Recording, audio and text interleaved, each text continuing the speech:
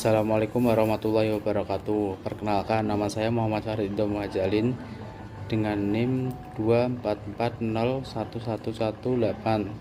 Saya akan mempresentasikan tugas sejarah pemikiran ekonomi Islam, pemikiran ekonomi Ibnu Taimiyah. Biografi Ibnu Taimiyah. Ibnu Taimiyah yang bernama lengkap Taqiyuddin Ahmad bin Abdul Halim lahir di kota Harran pada tanggal 22 Januari 1263 Masehi atau 10 Rabiul Awal 661 Hijriah. Ia berasal dari keluarga yang berpendidikan tinggi. Ayah, paman, dan kakeknya merupakan ulama besar mazhab Hambali dan penulis jumlah buku. Berkat kecerdasan dan kejeniusannya, Ibnu Taimiyah yang masih berusia sangat muda telah mampu menamatkan sejumlah mata pelajaran seperti tafsir, hadis, fikih, matematika, dan filsafat, serta berhasil menjadi yang terbaik di antara teman-teman seperguruannya. Guru Ibnu Taimiyah berjumlah 200 orang, di antaranya adalah Syamsuddin Al-Maksidi, Ahmad bin Abu Al-Khair, Ibnu Abi Al-Yusr, dan Al-Kamal bin Abdul Majid bin Asakir. Kehidupan Ibnu Taimiyah tidak hanya terbatas pada dunia buku dan kata-kata. Ketika kondisi menginginkannya, tanpa ragu beliau turut serta dalam dunia politik dan urusan publik. Dengan kata lain, dari Ibnu Taimiyah tidak hanya terbatas pada kepiawaiannya dalam menulis dan berpidato, tetapi juga mencakup keberanian dalam berlaga di medan perang. Penghormatan yang begitu besar yang diberikan masyarakat dan pemerintah kepada Ibnu Taimiyah membuat sebagian orang merasa iri dan berusaha untuk menjatuhkan dirinya. Sejarah mencatat bahwa sepanjang hidupnya Ibnu Taimiyah telah menjalani masa tahanan sebanyak 4 kali akibat fitnah yang dilontarkan para penentangnya. Pemikiran ekonomi beliau terdapat dalam sejumlah kitab-kitab yang ditulisnya, seperti Majmu' Fatawa Syekh al-Islam,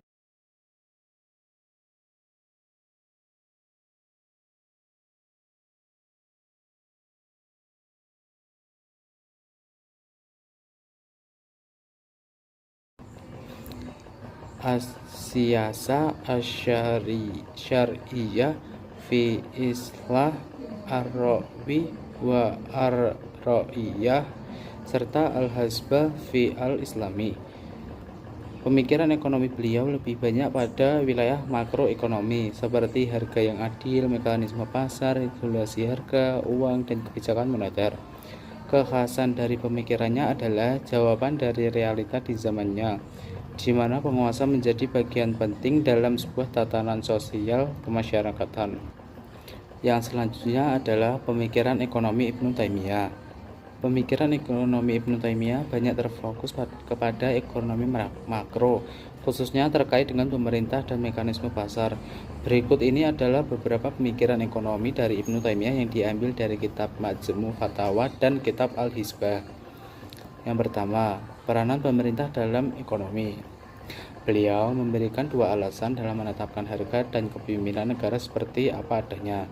Penekanan dari pembahasannya lebih kepada karakter religius dan tujuan dari sebuah pemerintahan. Tujuan besar dari negara adalah mengajak penduduknya melaksanakan kebaikan dan mencegah mereka berbuat mungkar.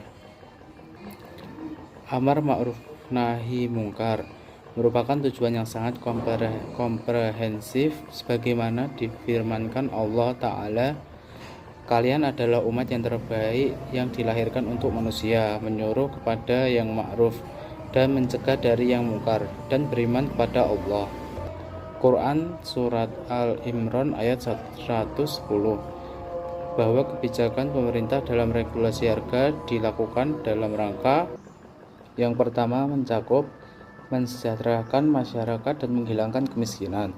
Ibnu Taimiyah berpendapat bahwa seseorang harus hidup sejahtera dan tidak bergantung pada orang lain, sehingga mereka mampu memenuhi sejumlah kewajibannya dan keharusan agamanya. Menjadi kewajiban sebuah negara untuk membantu penduduk agar mampu mencapai kondisi finansial yang lebih besar.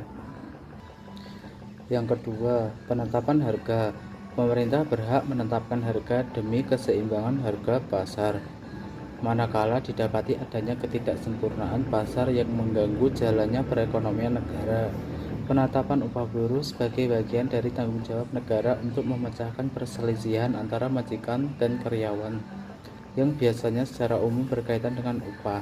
Ibnu Taimiyah melihat tenaga kerja merupakan jasa yang ikut mempengaruhi harga pasar. Karena itu menetapkan upah analog dengan penetapan harga, yakni dalam pengertian menetapkan harga tenaga kerja. Yang selanjutnya, kebijakan moneter.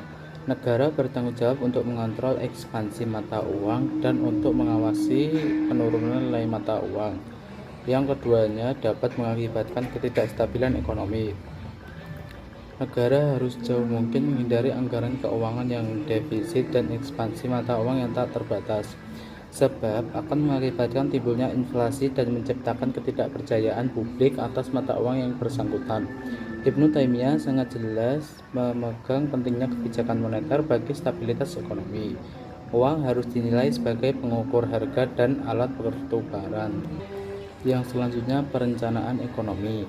Jika kegiatan secara sukarela gagal untuk memenuhi persediaan barang-barang yang dibutuhkan penduduk, maka negara harus mengambil alih tugas tersebut untuk mengatur kebutuhan suplai yang layak. Dalam kitab Al-Fatawa disebutkan bahwa sebuah pertimbangan untuk menjadikan bagian dari pembiayaan publik diperlukan untuk membangun jembatan, jalan, dan sebagainya. Disebutkan juga bahwa kekayaan yang tak mempunyai ahli waris dan barang hilang yang tak jelas pemiliknya dapat dijadikan sumber pendapatan negara untuk membiayai fasilitas umum. Yang kedua, uang dan kebijakan moneter. Mengenai kebijakan moneter, Ibnu Taimiyah berpendapat bahwa pemerintah harus mencetak mata uang yang sesuai dengan nilai transaksi yang adil dari penduduk, tanpa keterlibatan kezaliman di dalamnya. Dan juga para penguasa jangan mempelopori bisnis mata uang dengan membeli tembaga kemudian mencetaknya dengan mata uang koin. Bahkan pemerintah harus mencetak mata uang dengan harga yang sebenarnya tanpa bertujuan mencari keuntungan apapun dan dari pencetakannya agar kesejahteraan publik terjamin. Khusus lainnya yang tidak bisa dijangkau oleh institusi biasa. Melalui institusi hizbah, negara menggunakan lembaga itu untuk mengontrol kondisi sosioekonomi secara komprehensif atas kegiatan perdagangan dan praktik-praktik ekonomi, seperti mengawasi industri, jasa profesional, standarisasi produk, penimbunan barang, dan praktik riba. Selain itu, muhtasib juga perlu mengawasi perilaku sosial penduduk, pelaksanaan kewajiban agama, dan pekerja pemerintahan. Sedangkan fungsi ekonominya terdiri dari memenuhi dan mencukupi kebutuhan, pengawasan terhadap industri, pengawasan atas jasa, dan pengawasan atas perdagangan.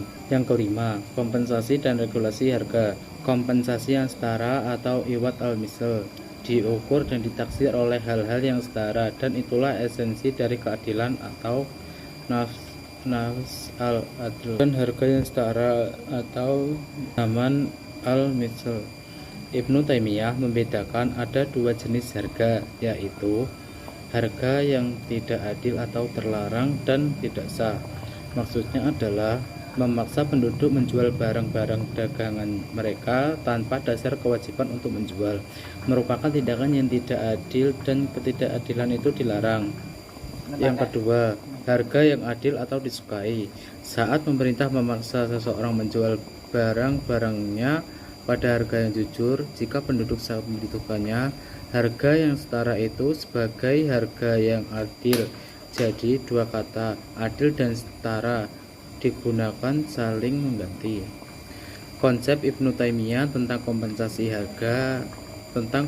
yang adil dan harga yang adil tidaklah sama. Kompensasi yang adil adalah penggantian sepadan yang merupakan nilai harga yang setara dari sebuah benda menurut adat kebiasaannya. Kompensasi yang setara diukur dan ditaksir oleh hal-hal yang setara tanpa ada tambahan atau pengurangan. Sedangkan harga yang adil adalah nilai harga di mana orang-orang menjual barangnya dapat diterima secara umum sebagai hal yang sepadan dengan barang yang dijual itu, ataupun barang yang sejenis lainnya di tempat dan waktu tertentu.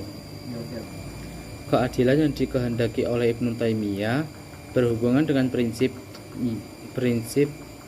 la dharar, yakni tidak melukai dan merugikan orang lain, sehingga dengan berbuat adil akan mencegah terjadinya tindak kezaliman.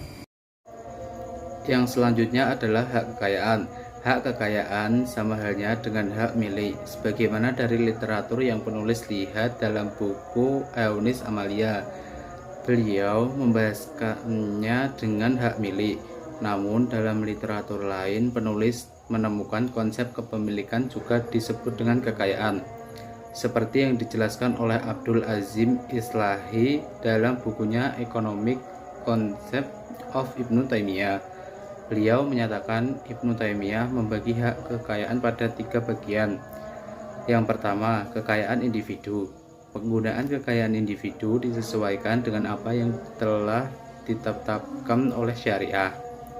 Setiap individu dapat menggunakan kekayaan yang dimilikinya secara produktif, memindahkannya dan menjaganya.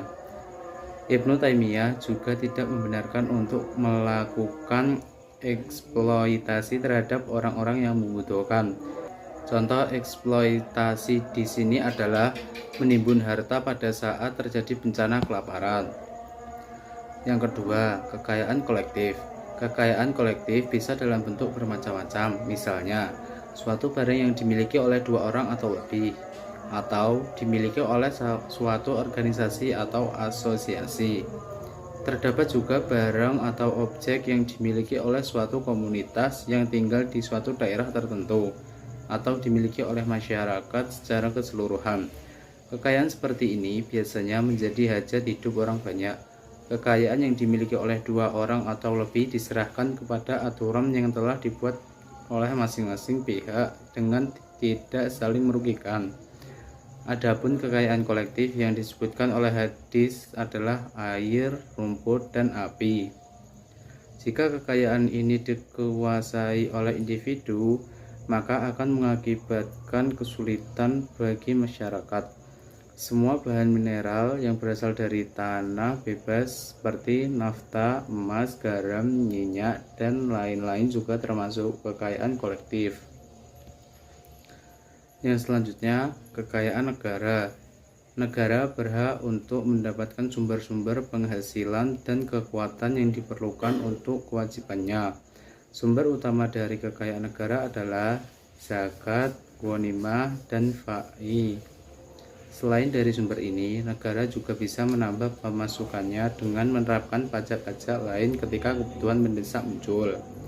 Kekayaan negara secara aktual merupakan kekayaan umum atau publik. Kekayaan negara secara aktual merupakan kekayaan umum atau publik. Kepala negara hanya bertindak sebagai pemegang amanah. Merupakan kewajiban negara untuk mengeluarkannya guna kepentingan publik. Regulasi harga menurut Ibnu Taimiyah mengharuskan pemegang otoritas publik untuk melakukan musyawarah dalam perwakilan pasar. Dalam hal ini, mereka yang terlibat langsung dengan semua aktivitas pasar seperti produsen, penjual, dan pembeli. Kontekstualisasi di masa sekarang adalah bahwa musyawarah menjadi syarat penting sebelum melakukan regulasi harga. Tidak boleh menetapkan sebuah regulasi tanpa musyawarah terlebih dahulu.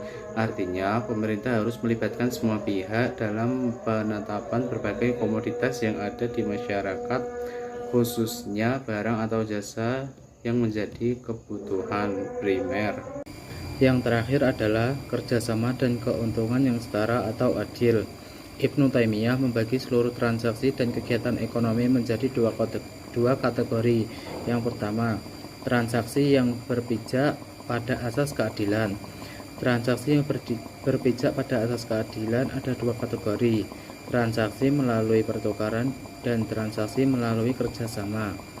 Transaksi melalui kerjasama dibagi lagi menjadi kerjasama dalam kepemilikan dan kerjasama dalam kontrak yang terdiri dari syirkah al-i'nan, syirkah al-abdan, syirkah al-wujuh, syirkah al-mufawadhah, syirkah al-mudharabah. Yang kedua yaitu yang berpijak asas kedermawanan dan manfaat. Ibnu Taimiyah menganjurkan penjual berhak memperoleh keuntungan yang diterima secara umum atau al-rib al-ma'ruf tanpa merusak kepentingan dan kepentingan pelanggannya. Ibnu Taimiyah menganjurkan penjual berhak memperoleh keuntungan yang diterima secara umum atau al-rib al-ma'ruf tanpa merusak kepentingannya dan kepentingan pelanggannya. Keuntungan yang adil adalah keuntungan normal yang secara umum diperoleh dari berbagai macam modal perdagangan tanpa saling merugikan. Yang selanjutnya saya akan membahas penerapan pemikiran ekonomi Ibnu Taimiyah di masa modern. Yang pertama, peran pemerintah dalam ekonomi. Kebijakan pemerintah dalam regulasi harga dilakukan dalam rangka mensejahterakan masyarakat dan menghilangkan kemiskinan. Pemerintah mensejahterakan masyarakat dan menghilangkan kemiskinan dengan cara antara lain program bantuan sosial seperti zakat, infak, sodako untuk masyarakat miskin, pembangunan infrastruktur untuk meningkatkan akses ke pasar dan layanan, pendidikan dan pelatihan vokasional untuk meningkatkan kemampuan kerja, kredit mikro untuk UMKM dan pengusaha kecil, pembangunan perumahan sosial untuk masyarakat miskin. Yang selanjutnya, penetapan harga. Pemerintah berhak menetapkan harga demi keseimbangan harga pasar, manakala didapati adanya ketidaksempurnaan pasar yang mengganggu jalannya perekonomian negara. Contohnya seperti pengawasan harga barang pokok untuk mencegah penipuan, penetapan harga maksimum untuk barang strategis, pembatasan spekulasi harga, pengembangan pasar lokal untuk meningkatkan persaingan, transparansi harga dan kualitas produk. Yang selanjutnya, kebijakan moneter. Negara bertanggung jawab untuk mengontrol ekspansi mata uang dan untuk mengawasi penurunan nilai mata uang yang keduanya dapat mengakibatkan ketidakstabilan ekonomi, seperti pengelolaan inflasi melalui kebijakan moneter, pengaturan suku bunga yang wajar, pengawasan likuiditas bank, pengembangan sistem pembayaran digital, meningkatkan stabilitas mata uang. Yang selanjutnya, perencanaan ekonomi. Contoh penerapannya adalah sebagai berikut: perencanaan strategis untuk pertumbuhan ekonomi, pengembangan rencana induk untuk sektor strategis, pengaturan alokasi sumber daya, pemantauan kinerja ekonomi, evaluasi dan perbaikan kebijakan ekonomi. Uang dan kebijakan moneter mencakup karakteristik dan fungsi uang. Secara khusus, Ibnu Taimiyah menyebutkan dua fungsi utama uang, yaitu sebagai pengukur nilai dan media pertukaran bagi sejumlah barang yang berbeda. Karakteristiknya seperti mudah digunakan, contohnya kartu kredit atau debit, e-wallet, dan dompet digital. Stabil, maksudnya mata uang digital seperti Bitcoin diterima secara umum, seperti mata uang resmi dolar Amerika Serikat atau euro. Mempunyai nilai intrinsik seperti emas dan perak.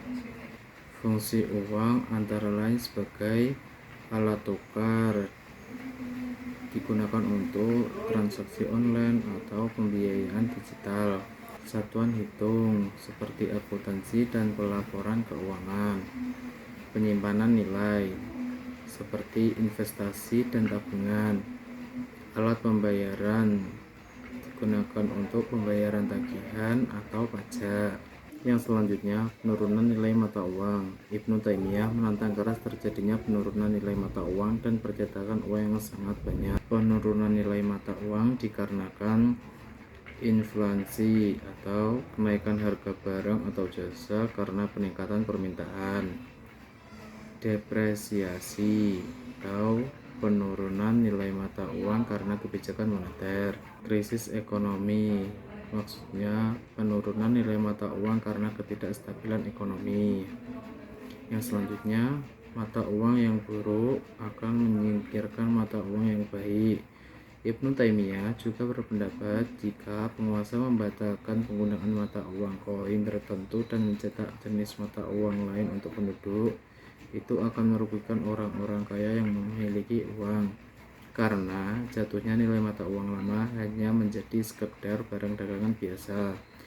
Penerapannya dalam masa modern meliputi penggunaan mata uang digital seperti Bitcoin menggantikan nilai mata uang tradisional, penggunaan mata uang asing seperti dolar Amerika Serikat menggantikan mata uang lokal, penggunaan mata uang palsu seperti uang palsu menggantikan uang asli. Yang ketiga adalah mekanisme pasar. Pasar dalam pengertian ilmu ekonomi adalah pertemuan antara permintaan dan penawaran. Dalam pengertian ini, pasar bersifat interaktif bukan fisik. Adapun mekanisme pasar adalah proses penentuan tingkat harga berdasarkan kekuatan permintaan dan penawaran. Ibnu Taimiyah mengidentifikasikan beberapa faktor yang berpengaruh terhadap permintaan dan konsekuensinya terhadap harga, yaitu yang pertama, permintaan masyarakat. Suatu barang akan semakin disukai jika jumlahnya relatif kecil daripada yang banyak jumlahnya. Contohnya adalah dalam sebuah pasar tradisional, permintaan terhadap gandum akan meningkat selama musim kemarau karena banyak orang yang membutuhkan bahan pokok tersebut. Permintaan ini akan mempengaruhi harga gandum yang cenderung naik akibat kelangkaan barang. Yang kedua, jumlah orang yang membutuhkan barang. Semakin banyak jumlah peminatnya, semakin tinggi pula nilai suatu barang. Contohnya seperti ketika sebuah kota mengalami peningkatan penduduk, permintaan terhadap rumah dan lahan akan meningkat. Akibatnya, harga properti di kota tersebut akan naik karena banyak orang yang bersaing untuk membeli. Selanjutnya, harga bervariasi menurut kualitas pembeli. Selain juga besar dan kecilnya permintaan, jika kebutuhan terhadap suatu barang kuat dan berjumlah besar, maka harga akan lebih naik tinggi jika dibandingkan dengan kebutuhan yang lemah dan sedikit. Contohnya seperti seorang pedagang mungkin menawarkan harga yang lebih rendah kepada pembeli tetap atau orang yang membeli dalam jumlah besar dibandingkan dengan pembeli baru atau pembeli kecil. Ini menunjukkan adanya fleksibilitas harga berdasarkan hubungan atau status pembeli. Yang selanjutnya, tingkat harga juga dipengaruhi oleh jenis uang yang digunakan sebagai alat pembayaran. Contohnya seperti pedagang mungkin akan menawarkan harga lebih rendah jika dibayar dengan koin emas karena nilainya lebih stabil dibandingkan dengan koin tembaga yang mungkin lebih rentan terhadap inflasi atau penurunan nilai. Yang keempat, institusi hizbah. Tujuan dari institusi hizbah menurut Ibnu Taimiyah adalah untuk memerintahkan apa yang sering disebut sebagai kebaikan dan mencegah apa yang secara umum diketahui sebagai keburukan di dalam wilayah yang menjadi kewenangan pemerintah untuk mengaturnya, mengadili dalam wilayah urusan umum khusus lainnya yang tak bisa dijangkau oleh institusi biasa. Melalui institusi hizbah, negara menggunakan lembaga itu untuk mengontrol kondisi sosioekonomi secara komprehensif atas kegiatan perdagangan dan praktik-praktik ekonomi, seperti mengawasi industri, jasa profesional, standarisasi produk, penimbunan barang, dan praktik riba. Contoh penerapan di masa sekarang seperti lembaga pengawas, lembaga perlindungan konsumen, ada juga pengawas lembaga pasar, yang terakhir lembaga pendidikan dan dakwah. Lembaga pengawas yang di dalamnya ada Otoritas Jasa Keuangan atau OJK yang mengawasi dan mengatur lembaga keuangan. Yang kedua, Badan Pengawas Obat dan Makanan atau BPOM yang mengawasi kualitas obat dan makanan. Yang ketiga, Komisi Pengawas Persaingan Usaha atau KPPU yang mengawasi praktik monopoli. Dan selanjutnya, Lembaga Perlindungan Konsumen Di dalamnya ada Yayasan Lembaga Konsumen Indonesia atau YLKI yang melindungi hak-hak konsumen, Asosiasi Penggunaan Indonesia atau API yang mengadvokasi hak-hak pengguna, Komisi Perlindungan Konsumen Indonesia atau KPKN yang menyelesaikan sengketa konsumen. Ada juga pengawas pasar lembaga yang terdiri dari Badan Pusat Statistik atau BPS yang mengumpulkan data ekonomi dan sosial, Kementerian Perdagangan yang mengatur kebijakan perdagangan, Kementerian Koperasi dan UKM yang mengembangkan koperasi dan usaha kecil. Yang terakhir ada Lembaga Pendidikan dan Dakwah yang terdiri dari pondok pesantren yang mengajarkan nilai-nilai Islam dan ekonomi syariah, Universitas Islam Indonesia atau UII yang menyediakan program studi ekonomi syariah, Majelis Ulama Indonesia atau MUI yang mengeluarkan fatwa ekonomi syariah. Yang kelima, kompensasi dan regulasi harga. Kompensasi yang adil adalah penggantian sepadan yang merupakan nilai harga yang setara dari sebuah benda menurut adat kebiasaan. Kompensasi yang setara diukur dan ditaksir oleh hal-hal yang setara tanpa ada tambahan dan pengurangan. Sedangkan penerapannya di masa modern seperti kompensasi dan regulasi harga. Kompensasi, contohnya yang pertama, ganti rugi kerja berdasarkan Undang-Undang Ketenagakerjaan Nomor 13 Tahun 2003 yang mengatur ganti rugi kerja bagi pekerja yang di PHK. Yang kedua, asuransi sosial, program jaminan sosial atau JS dan jaminan kesehatan nasional atau JKN memberikan kompensasi kepada peserta yang mengalami kesulitan. Yang ketiga, kompensasi lingkungan. Perusahaan pertambangan dan industri wajib memberikan kompensasi kepada masyarakat sekitar yang terdampak aktivitas mereka. Regulasi harga seperti harga pokok produk atau HPP. Pemerintah menetapkan HPP untuk mengontrol harga barang. Yang kedua, harga tertinggi atau HT. Pemerintah menetapkan HT untuk menghindari penjualan barang di atas harga wajar. Yang ketiga, kartel dan monopoli. Undang-Undang Anti Monopoli Nomor 5 Tahun 1999 melarang praktik kartel dan monopoli. Yang keempat, regulasi harga obat. Badan Pengawas Obat dan Makanan atau BPOM mengatur harga obat untuk menjaga ketersediaan dan kualitas. Yang terakhir, kerjasama dan keuntungan yang setara atau adil. Ibnu Taimiyah menganjurkan penjual berhak memperoleh keuntungan yang diterima secara umum tanpa merusak kepentingannya dan kepentingan pelanggannya. Penerapan dalam masa modern seperti kerjasama dan keuntungan yang setara atau adil. Kerjasama meliputi yang pertama, kerjasama bisnis. Perjanjian kerjasama antara perusahaan untuk meningkatkan efisiensi dan keuntungan. Yang kedua, koperasi. Badan usaha milik anggota yang berbasis kerjasama dan keuntungan bersama. Yang ketiga, jaringan bisnis. Kerjasama antar perusahaan untuk meningkatkan jaringan dan kesempatan bisnis.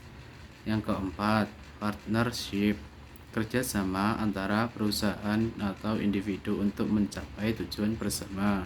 Selanjutnya, keuntungan yang setara atau adil mencakup 1. Pembagian keuntungan yang adil. Perusahaan membagikan keuntungan kepada pemegang saham atau karyawan secara proporsional. 2. Sistem bonus. Perusahaan memberikan bonus kepada karyawan berdasarkan kinerja dan kontribusi. 3. Pajak yang adil. Pemerintah mengatur pajak yang wajar dan proporsional untuk menghindari ketidakadilan. 4. Harga yang wajar. Perusahaan menetapkan harga produk atau jasa yang wajar sesuai dengan kualitasnya. Sekian presentasi dari saya. Bila ada kurangnya, saya mohon maaf. Wassalamualaikum warahmatullahi wabarakatuh.